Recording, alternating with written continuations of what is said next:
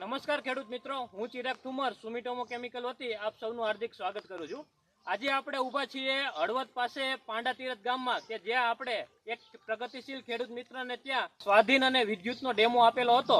તો આપણે ખેડૂત મિત્રોના જે રિઝલ્ટ છે એ જ આપણે જાણીએ એના મોઢેથી જ।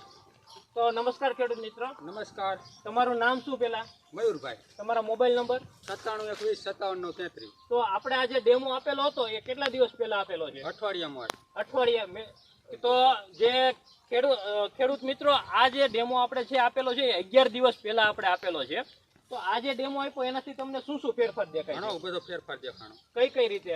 આમાં છોડવામાં ઓલું હાઈટ વધારે છે, માપે ઓછી થઈ ગઈ, અને આમાં ઓલા નાંગરિયા વધારે બેઠા છે, અને આ જો જેમાં નથી સાઈટા ને એમાં ઓછા છે। બરાબર। હા, અને આમાં જાજા છે।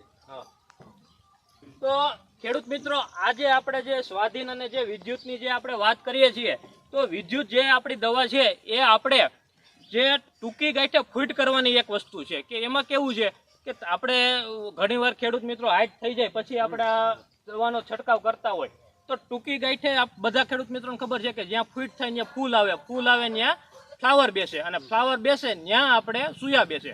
હવે તમારે મગફળી આપણે 40-45 દિવસો પછી તમે છંટકાવ કરો તો એ હુયો નીચે સુધી આપણે ફૂગવાનો જ નથી।